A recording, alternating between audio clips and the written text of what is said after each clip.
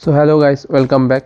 তো আজকে যেটা দেখব সেটা হলো এসকেপ ক্যারেক্টারগুলো কিভাবে আমরা অ্যাজ এ টেক্সট প্রিন্ট করতে পারি।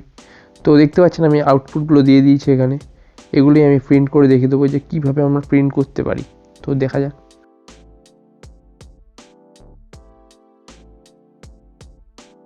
তারপরে দেবো ব্যাকস্ল্যাশ ডবল দেবো, এন দেবো, তারপরে নিউ লাইন করলাম।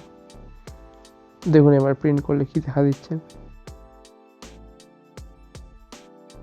প্লে করলাম, দেখুন এনটা প্রিন্ট হয়ে গেছে, ব্যাকস্ল্যাশ এনটা প্রিন্ট হয়ে গেছে। তো তারপরে দেখি এটা কীভাবে প্রিন্ট করব। এই বিটা সেম প্রসেস দেখিয়ে দিচ্ছি আপনাদের একবার। প্রিন্ট লিখলাম, তারপর লাইন 1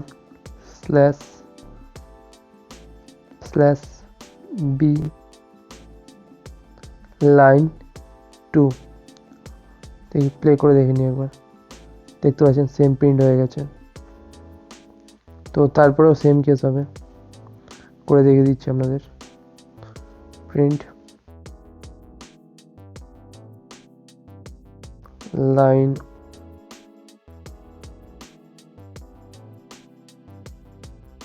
আরেকটা নেবো,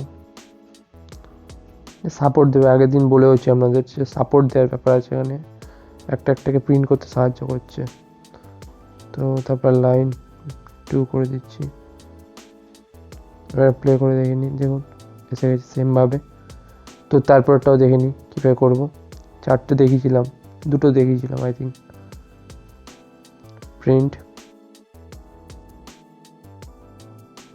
লাইন 1 1 2 3 6টা হয়েছে, 8টা।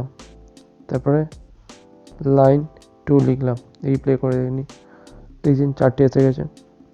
তো দেখলাম আমরা কিভাবে স্কেপ ক্যারেক্টারগুলো অ্যাজ এ টেক্সট প্রিন্ট করা যায়। তো ভিডিওটা আজকে এই পর্যন্ত ছিল। ভালো লাগলে প্লিজ লাইক করে দেবেন এবং শেয়ার করে দেবেন, চ্যানেলে নতুন সাবস্ক্রাইব করে দেবেন।